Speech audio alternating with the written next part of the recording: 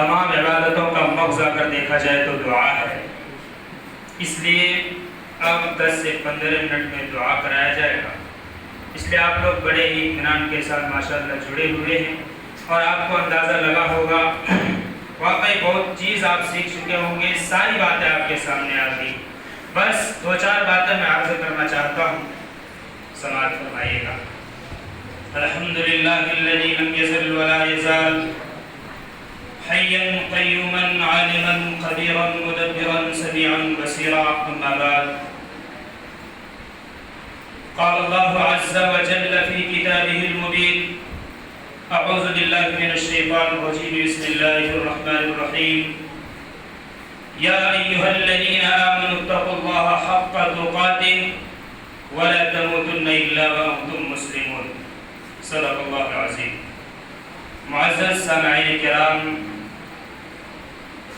اور قابل قدر شخصیات، اللہ کا بہت بڑا کرم ہوا کہ اللہ تبارک و تعالی نے ایسے دور کے اندر، ایسے زمانے میں، جس زمانے کی اللہ نے قسم کھایا، والعصر کہا، قسم ہے اس زمانے کی کہ جب لوگ عریانیت میں مبتلا ہو جائیں گے، جب طرح طرح کے گناہ میں مبتلا ہو جائیں گے، اور ایسا ایک دور آ جائے گا جب انسان کو نیک اعمال سے کوئی تعلق باقی نہیں رہ جائے گا، ایسے زمانے کی اللہ نے قسم کھا کر فرمایا، اور اس کے بعد ارشاد ہوا الا الذین آمنوا وعملوا الصالحات، مگر کچھ لوگ ایسے ہوں گے جو ایمان والے ہوں گے، عمل صالحہ کرنے والے۔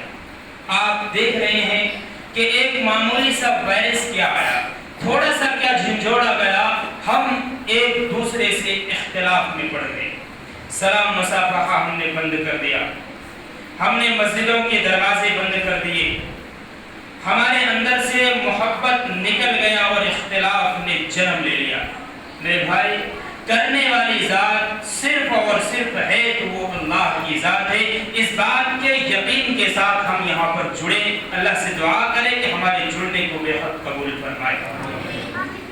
میں آپ سے بس 2 باتوں میں سے ایک بات یہ عرض کرنا چاہوں گا کہ سب سے پہلی بات آج شب معراج ہے، یہ معراج کی رات ہے اور معراج رسول ہے۔ اب اس کے تعلق سے میں آپ کو بتاتا چلوں کہ الصلاۃ معراج المؤمنین، کہ نماز مومن کی معراج، معراج عروج کو بولتے ہیں، آخری انتہا کو بولتے ہیں، انسان کا پہنچ جہاں تک ہو جائے۔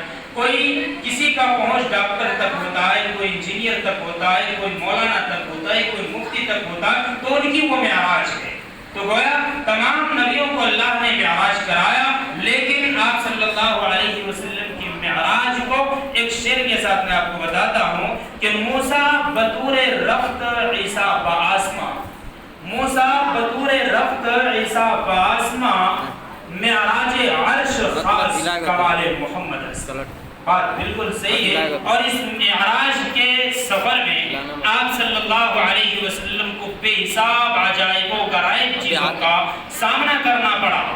وہ تمام باتیں آپ کے سامنے جمعہ میں آ چکی، میں اس تفصیل میں نہیں جانا چاہتا، بس یہاں یہ بتانا مقصود ہے مجھے کہ آج لوگ نماز پڑھنے سے گریز کر رہے ہیں، آج وہ لوگ ایک معمولی سے جھوکے سے مسجد میں آنا چھوڑ دیے۔ ہمارے مدرسے کے سفیر صاحب بیان کرتے ہیں کہ میں 7 مسجدوں کو دیکھا، وہ ایسی مسجدیں تھی جہاں پر جمعہ کی نماز نہیں ہوئی، بہت افسوس دکھا۔ میرے بھائی دیکھیے، دنیا ہم پر لاکھ ظلم و ستم کر لے، اگر رب ہمارے ساتھ ہے دنیا کسی کا کچھ نہیں بگاڑ سکتی۔ یہ ہمارا ایمان ہے، یہ ہمارا اتحاد ہے، یہ ہمارا اتفاق ہے۔ تو اس سفر پر آپ صلی اللہ علیہ وسلم کو جو چیزیں ملی تھی وہ کوئی رسگلے نہیں ہیں، وہ لڈوآں نہیں ہیں، وہ طرح طرح کی مٹھائی اور بریانی نہیں ہے۔ میرے بھائی وہ چیز ہے نماز اور روزے، جس میں آج ہم سب سے زیادہ کوتاہی کرتے ہیں۔ ہمارے سر میں درد ہوتا ہے، سب سے پہلے نماز چھوڑتے ہیں، ہمیں بخار ہو جائے نماز چھوڑتے ہیں، ہمیں کام پڑے ہم نماز چھوڑتے ہیں۔ میں بڑے ہی ادب کے ساتھ، احترام کے ساتھ گزارش کروں گا ان خواتین امت سے جو نماز چھوڑنے کے لیے بہانہ کرتی ہے کہ ہمارے چھوٹے چھوٹے بچے ہیں، میں پاک صاف نہیں رہ پاتی ہوں، میرے بچے پیشاب کر دیتے ہیں، تو میں کس طریقے سے نماز پڑھ سکتی ہوں؟ گھر میں مجھے کام بھی رہتا ہے، جھاڑو پوچھا بھی کرنا رہتا ہے، طرح طرح کے بہانے کرنے والی بہنوں ماں، میں آپ سے کہنا چاہتا ہوں، کیا سیدہ فاطمہ کو اولاد نہیں تھا؟ کیا ان کے اولاد سے بھی زیادہ آپ کے اولاد مہذب ہے؟ کیا ادب کے لحاظ سے ان کے اولاد سے زیادہ آپ کے اولاد مانے رکھتا ہے؟ کیا حسنین کبھی بھی پیشاب نہیں کرتے تھے، پخانا نہیں کرتے تھے؟ کیا فاطمہ رضی اللہ تعالی عنہا کو گھر میں کھانا نہیں پکانا پڑتا تھا، چکی نہیں چلانی پڑتی تھی، ان کو مشکیزے میں پانی نہیں بھرنا پڑتا تھا؟ ضرور بھی ضرور میری ماں اور میری بہنوں، آپ کا یہ بہانہ کرنا، آپ کا طرح طرح سے برگلا دینا واقعی قیامت کے دن مواخذے کا سبب ہے۔ اس لیے میں آپ سے گزارش کروں گا کہ نماز میں بالکل کوئی بھی کوتاہی نہ کرے، کیوں کہ صحابہ کرام سے لے کر انبیاء علیہ الصلوۃ والتسلیم سے لے کر اگر کبھی بھی انسان کو کوئی پریشانی آئی تو وہ نماز کی طرف متوجہ ہوئے۔ آپ خود بیان کرتی ہیں نا، 2 رکعت نماز پڑھ کے بچے کو زندہ کرا لیا، 2 رکعت نماز پڑھ کے گھر میں چکی چلوا لیے، پھر آپ کی نمازوں میں کیا ہو گیا کہ آپ نماز پڑھ کے ایک کوتمیر اور پودینہ نہیں منگا سکتے ہیں؟ تو آپ نماز ہی نہیں پڑھتے، آپ کہاں سے منگا پائیں؟ آپ کی تمام تر ضرورتیں، گھر میں نوکرانی ہے، گھر میں کپڑے دھونے کے لیے الگ نوکرانی ہے، جھاڑو لگانے کے لیے الگ نوکرانی ہے، آپ کے بچے کو کھلانے پلانے کے لیے نوکرانی ہے، آپ گھر میں صوفے پر بیٹھی آرام سے پلنگ توڑتی ہے، لیکن جب نماز کا وقت ہوتا ہے تو آپ کا سنگار کا وقت ہوتا ہے، جب روزے کا ٹائم آتا ہے تو آپ کا ریسٹورینٹ میں جانے کا ٹائم آتا ہے۔ میری ماں اور میری بہنوں، یاد رکھو اللہ تبارک و تعالیٰ کے سامنے کوئی بہانہ نہیں چلنے والا۔ دوسری بات، میں اپنے بھائیوں سے، اپنے نوجوان ساتھیوں سے گزارش کروں گا، آج لوگ کہتے ہیں کہ صرف ہم 10 منٹ نماز کسی طریقے سے پڑھ لیں یا نہ پڑھیں، وائرس کا بہت بڑا ڈر ہے۔ میرے بھائی، کیا کبھی بھی یہ شریعت اجازت دیتی؟ ہمارے بعض ایسے ملاؤں نے یہ اعلان کر دیا کہ اپنے اپنے گھروں میں نماز پڑھ لو، بڑی بہتر ہے۔ شرم آنی چاہیے، کیسی نماز آپ پڑھ رہے ہیں؟ آپ کا ایمان کیسا ہو گیا؟ حضرت عمر رضی اللہ عنہ مصلی پر کھڑے ہیں، نماز پڑھا رہے ہیں، پیچھے سے یہودی خنجر مارتا ہے، زہر سے فوراً بدن کبکبانا شروع ہو جاتا ہے، آپ امامت کرنے کے قابل نہیں رہتے، آپ بالکل گرنے کے قریب ہو جاتے ہیں، غشی طاری ہو جاتی ہے، سر چکرانے لگتا ہے، آپ پیچھے ہٹے۔ آپ نے نماز کو نہیں توڑا، آپ نے لوگوں سے نہیں کہا کہ آپ جا کر گھر میں نماز پڑھ لیجئے کیونکہ مجھ پر خنجر کا وار ہو چکا ہے، آپ یہ تعلیم نہیں دیے ہیں، بلکہ آپ کی تعلیم تو یہ ہوئی کہ آپ پیچھے ہٹے اور حضرت عبد الرحمن بن عوف کا ہاتھ پکڑ کے آگے بڑھا دیا اور ارشاد فرمایا کہ جا دیدی ہوئی اسی کی تھی، حق تو یہ ہے کہ حق ادا نہ ہو سکا، گویا میری فکر مت کرو، تم اپنے نماز کی فکر کرو۔ آپ بتائیے کہاں سے نماز چھوڑنا آپ چاہتے ہیں؟ آپ اللہ سے دور کیوں اتنا رہنا چاہتے ہیں؟ طرح طرح سے انسانوں کو برگلایا جا رہا ہے کہ مجبوری ہے، بھئی ہاتھ دھلو، پاؤں دھلو، گھر میں رہو، باہر نکل نہیں رہے ہیں آپ، کس ڈر سے؟ بیماری کے ڈر سے۔ بیماری ایک سے دوسرے کو نہیں لگتا، یہ یقینی بات ہے، ایک دوسرے سے بیماری نہیں لگتا، نہیں پھیلتا، کسی کو نہیں لگتا۔ اس بات کو آپ درکنار کیجئے، آپ کو نماز نہیں پڑھنا ہے آپ مت پڑھیے، لیکن یہ بہانے مت کیجئے، بیماری یہ ہے وہ ہے، طرح طرح کی باتیں مت کیجئے۔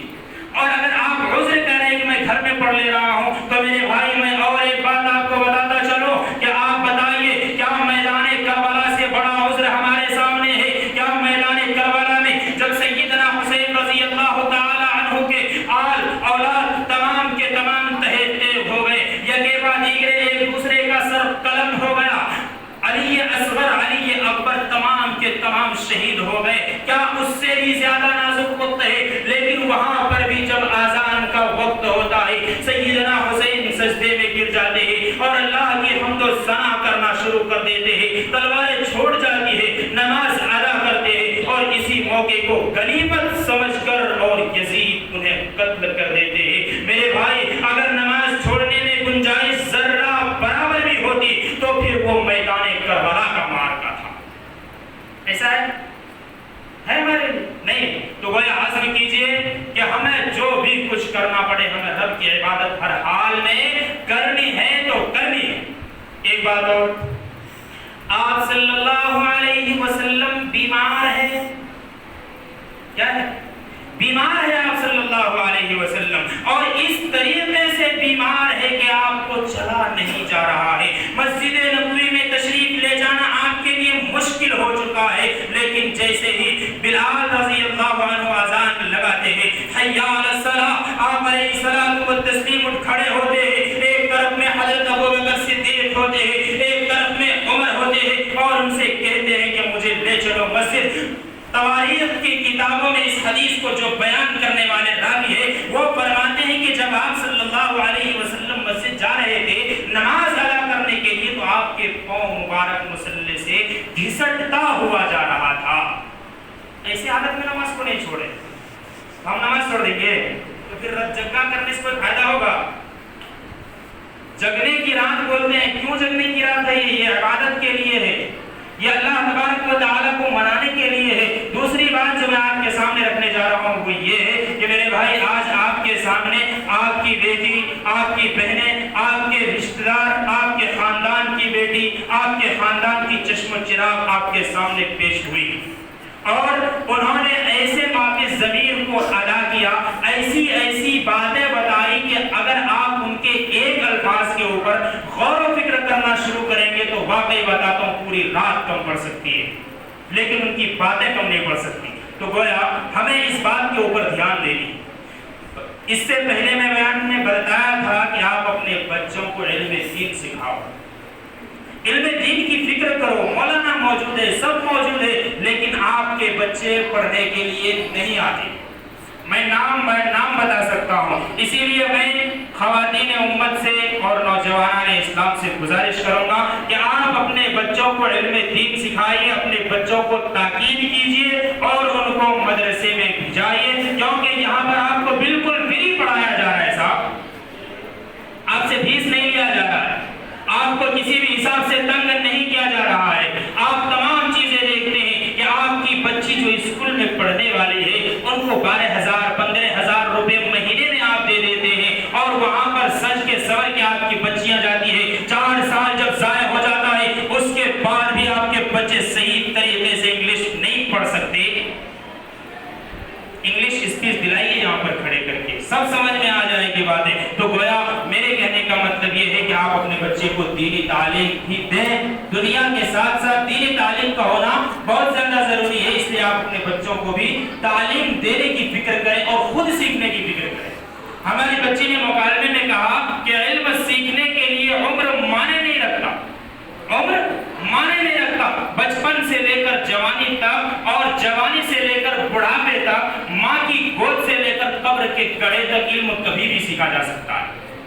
آپ چاہیں تو چلتے پھرتے مدرسے میں داخل ہو جسے تبلیغ کے نام سے یاد کرتے ہیں، آپ چاہیں تو ہمارے مدرسہ عربیہ العلوم میں داخل ہو کر پڑھنے میں کوئی شرم نہیں ہے، اور جو بھی اس چیز میں شرم کر لیا تو واقعی بتاتا ہوں ان کے اندر علم دین نہیں آ سکتا، اور جب علم دین نہیں آ سکتا ہے تو پھر ان کے اندر حق اور ناحق کا فرق نہیں آ سکتا ہے، جائز اور ناجائز کو وہ نہیں سمجھ سکتا ہے، حلال اور حرام کو وہ نہیں سمجھ سکتا ہے، عزت اور ذلت کو وہ نہیں سمجھ سکتا ہے، عروج اور زوال کو وہ نہیں سمجھ سکتا ہے، ان کو کوئی تمیز نہیں آ سکتی ہے اس وقت تک جب تک کہ ان کے اندر علم دین نہ ہو۔ جیسا کہ ایک جہالت جس کا میں نے نام جہالت رکھا، وہ آ کر آپ کے سامنے بتلا رہی تھی کہ واقعی وضو میں بولے تو 7 فرض ہے، غسل میں بولے تو 8 فرض ہے، طرح طرح کی باتیں کر رہی تھی۔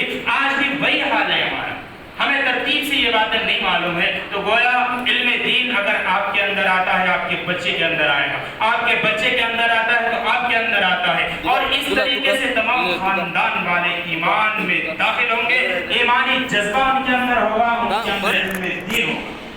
اب آپ کو ایک اور مثال دیتا ہوں میں، جو بالکل زندہ جاوید حقیقت آپ کے نظروں کے سامنے موجود ہے۔ علم دین سے بے بہرا یہ ناگارہ تھا یا نہیں؟ سوال بالکل تھا۔ لوگ یہاں پر ایسے تھے جو شراب کے نشے میں گھر میں جاتے تھے، ہدم مچاتے تھے، توڑ پھوڑ کرتے تھے، نہ جانے کیا سے کیا کرتے تھے، کپڑا بدن میں نہیں روڈ پہ ایسے گھوما پھرا کرتے تھے۔ یہ تمام کی تمام جہالت تھی، تبھی تو ہوا، علم نہیں تھا ہمارے پاس۔ لیکن ایک کی فکروں سے آج یہ مجسمہ ہمارے سامنے موجود ہے، جسے آپ مولانا غوث خان صاحب کے نام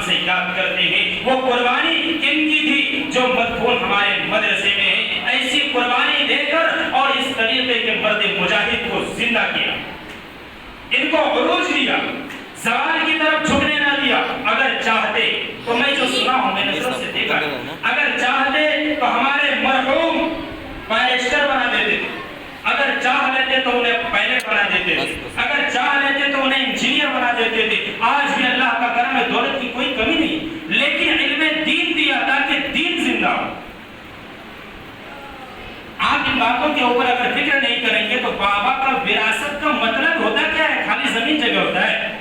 نہیں ہوتا، بلکہ والدین کی وراثت دراصل یہ ہے کہ انہوں نے جو دین کو زندہ کیا ہے، ہم اس دین کو لے کر آگے بڑھیں، چاہے وہ تبلیغ کے ذریعہ ہو، چاہے وہ آپ کے خطابت سے ہو، آپ کے نقابت سے ہو، آپ کے مدرسے سے ہو، آپ کی مسجد سے ہو، آپ کے اللہ کے راہ سے ہو، جہاں کہیں سے بھی ہو، آپ دین کو زندہ کریں، تبھی واقعی میں آپ وارث ہیں ان کے، نہیں تو نہیں۔ تو ہم بھی یہ کوشش کریں گے انشاءاللہ۔ ہمیں کوشش کرنے کی بہت سخت ضرورت ہے۔ ایک کی فکروں میں اللہ کا کرم ہے۔ آج آپ نے 12 بجے رات میں کیوں بیٹھے صاحب؟ کیا ضروری ہے آپ کو بیٹھنا؟ نیند آ رہی ہے، میرے آنکھ میں ایسا درد محسوس ہونے لگا، اب میرا سونے کا وقت نہیں بلکہ 2 گھنٹہ سو کے ہو جانے کا وقت ہے۔ لیکن یہاں پہ آپ کو بیٹھنا، آپ کا محبت دین سے، اسی لیے آپ بیٹھے۔ تو آپ اسی طریقے سے دین سے محبت کو اگر بنائیں گے تو واقعی میں بتاتا ہوں آپ کا گھر جنت بنے گا، جنت۔ اور اگر آپ نے دینی علم کو توجہ سے نہ دیکھا، دینی علم کی طرف آپ نے رجحان نہیں کیا، تو آپ کے بچے وہ بھاشن سنائیں گے جو ابھی امجد خان صاحب کی صاحبزادی بیان کر رہی۔ آج کا نوجوان جب ان کو جوانی آتی ہے تو وہ کیا کرتا ہے؟ گھر سے ماں باپ کو الگ کر دیتا ہے، کیونکہ اسے معلوم ہے یہ غلاظت ہے، اسے سائڈ میں ڈال دو۔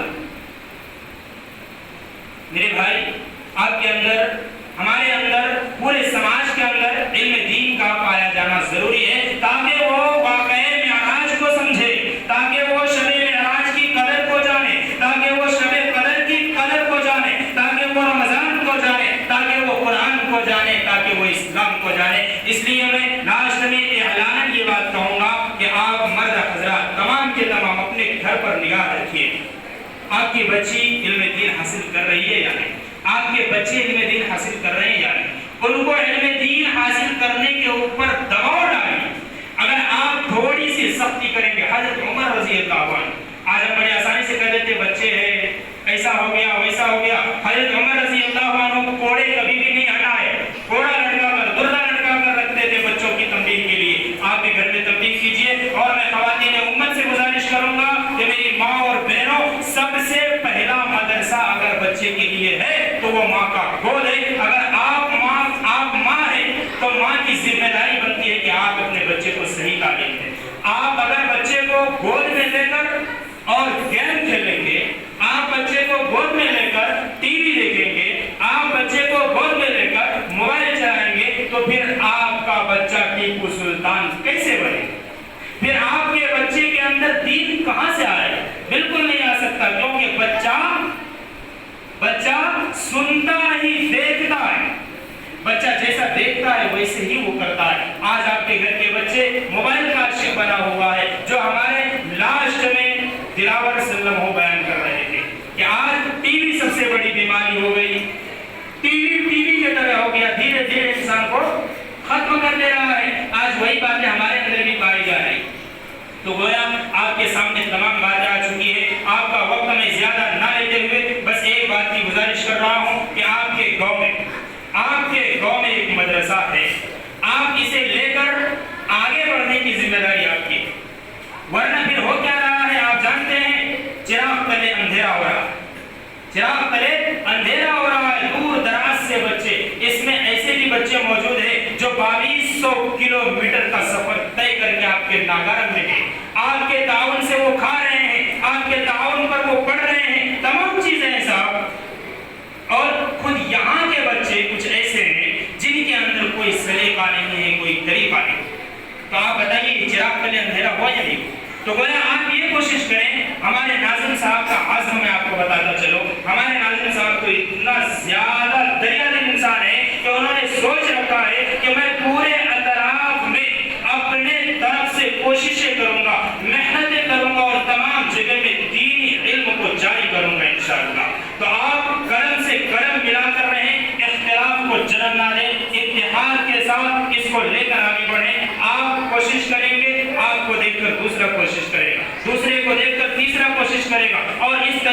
ہمارا مدرسہ بھی پروان چڑھے گا, ہمارے گاؤں سماج کے اندر دین بھی زندہ ہوگا, اور انشاءاللہ پھر ہماری یہی مسجدیں ہوں گی جن کو آباد کرنے کے لیے آج لوگ 2.5 گھنٹہ دینے والے نہیں ہیں نا, تو ہمارا وقت ایسا آئے گا کہ جن کو آباد کرنے کے لیے لوگ 24 گھنٹے کا وقت دیں گے انشاءاللہ. تو کریں گے نا تمام بھائی انشاءاللہ. پھر تو